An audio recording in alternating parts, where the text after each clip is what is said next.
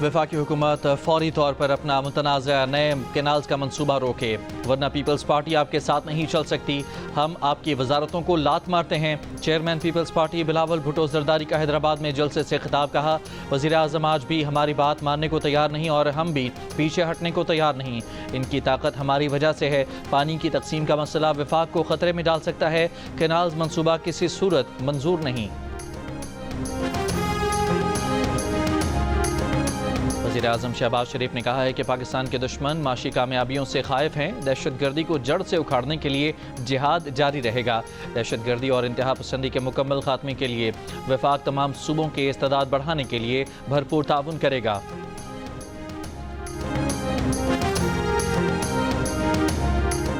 Security और अमनो सलामती से मुताल्लिक मुज़ाकरात करने वज़ीर ख़ारजा इसहाक़ डार आज काबुल जाएंगे। अफ़गान अबूरी वज़ीर आज़म और अफ़गान नायब वज़ीर आज़म बराए इक़्तिसादी अमूर से मुलाकातें करेंगे।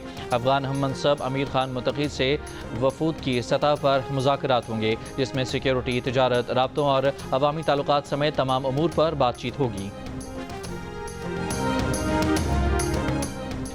पीटीआई रहनुमा आलिया हमजा रावलपिंडी से गिरफ्तार। आलिया हमजा समेत पीटीआई के 8 कारकुन थाना सिविल लाइन मुंतकिल। पीटीआई रहनुमा समाविया ताहिर ने कहा कि रावलपिंडी में हमारा यूथ कन्वेंशन था, जहां से आलिया हमजा को गिरफ्तार किया गया। एहतजाज या कन्वेंशन करना हमारा आईनी हक है, कानून के खिलाफ काम नहीं किया।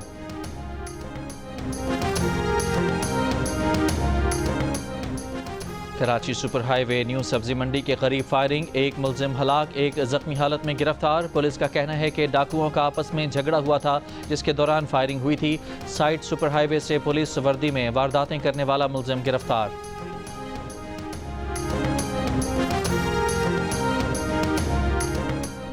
लाहौर क्राइम कंट्रोल डिपार्टमेंट और डाकुओं के दरमियान फायरिंग का तबादला, मुलजिम हलाक। पुलिस का दावा है कि मुलजिम फायरिंग तबादले में अपने ही साथियों की गोलियां लगने से हलाक हुआ। मुलजिम बच्चों के अगवा, ज़्यादती, चोरी जैसे संगीन जराइम में इश्तिहारी था।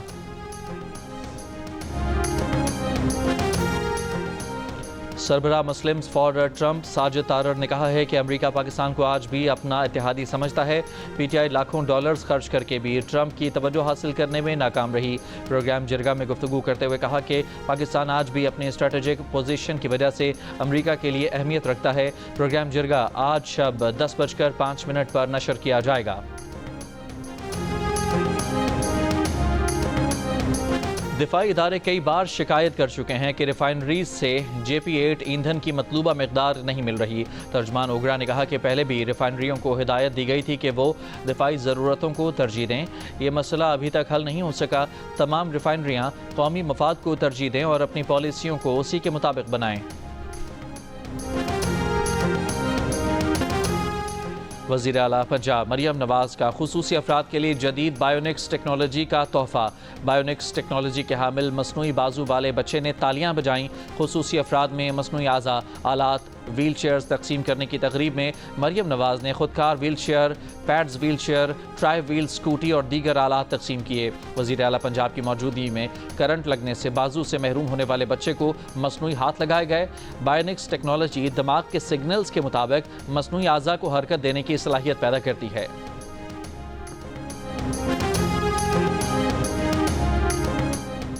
वज़ीर दाखिला मोहसिन नकवी से पाक खलीज ताउन कौंसिल एंटी नारकोटिक्स कॉन्फ्रेंस के वफूद के सरबराहान की मुलाकात। मोहसिन नकवी का कहना था कि मिलकर माशरे से मनशियात के नासूर का खात्मा कर सकते हैं। इंसदाद मनशियात से मुताल्लिक बाहमी ताउन मज़ीद मजबूत होगा। बाहमी तजावीज़ की रोशनी में मौसर हिकमत अमली बनाने में मदद मिलेगी। माजी में भी मुश्तरका ऑपरेशन किए हैं और आइंदा भी ताउन जारी रखेंगे। मुलाकात में इंसदाद मनशियात के लिए रवां साल के आखिर तक पाक GCC ममालिक के नारकोटिक्स के वज़रा का इजलास मुनाकिद करने का फैसला।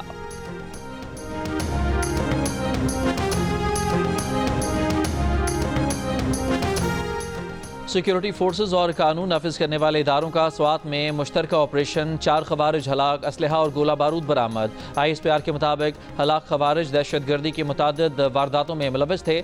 सदर आसिफ जरदारी, वज़ीर आज़म शहबाज शरीफ और वफाकी वज़ीर दाखिला मोहसिन नकवी का स्वात में खवारिज के खिलाफ कामयाब ऑपरेशन पर सिक्योरिटी फोर्सेज को खिराजी तहसीन। Corps commander Peshawar lieutenant general Umar Ahmed Bukhari की میران شاہ میں شمالی وزیرستان کے عمائدین سے ملاقات، خوارج کے خلاف آپریشنز اور علاقے کی ترقی کے اقدامات سے آگاہ کیا۔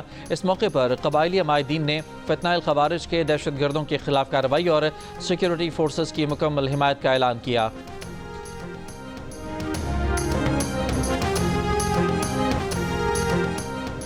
سیکٹر F10 اسلام آباد میں انٹرنیشنل فوڈ چین پر حملے کی کوشش ناکام، پولیس نے مشتعل افراد کو گرفتار کر لیا۔ گرفتار ملزمان نے تھانے میں بھی ہنگامہ آرائی اور توڑ پھوڑ کی۔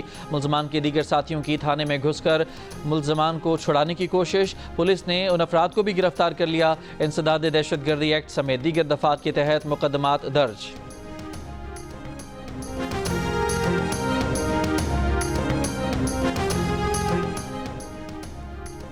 لاہور میں پنجاب اسمبلی کے سامنے گزشتہ 12 روز سے دھرنا دیے گرینڈ ہیلتھ الائنس کا وزیر اعلیٰ سیکریٹریٹ کی جانب مارچ۔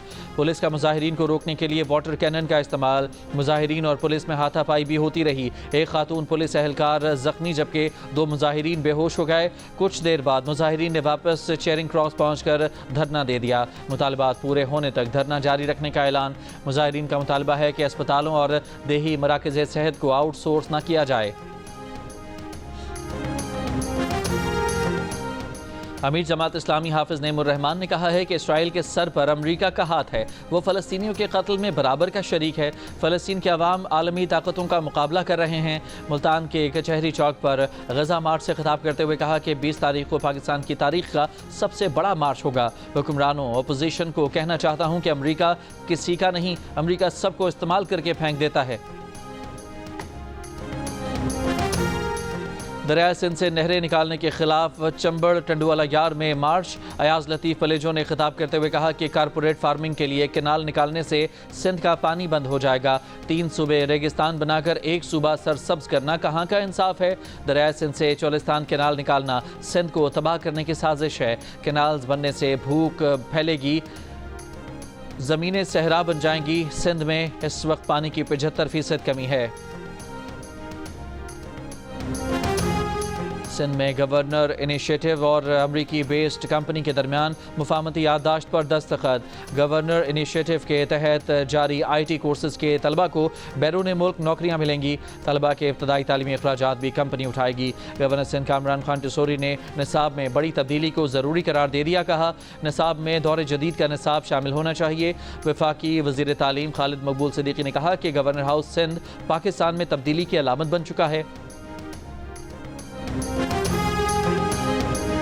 غزہ میں اسرائیلی فوج کی خون ریزی جاری، اسرائیلی بمباری سے مزید 50 فلسطینی شہید ہو گئے۔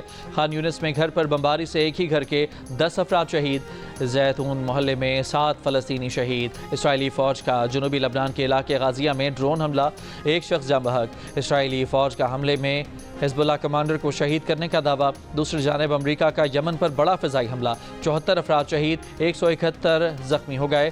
امریکی حملوں کے بعد دارالحکومت صنعاء میں ہزاروں افراد سڑکوں پر آ گئے۔ مظاہرین نے فلسطین سے یکجہتی اور یمن پر امریکی حملوں کے خلاف احتجاج کیا۔ ایران اور امریکہ کے درمیان جوہری مذاکرات کا دوسرا دور آج روم میں ہوگا۔ ایران نے اپنی یورینیم افزودگی پر کچھ حدود قبول کرنے کے لیے آمادگی ظاہر کرتے ہوئے امریکی صدر ڈونلڈ ٹرمپ سے ضمانت مانگی ہے کہ وہ معاہدے سے دستبردار نہیں ہوں گے۔ ایرانی آفیشل کا دعویٰ۔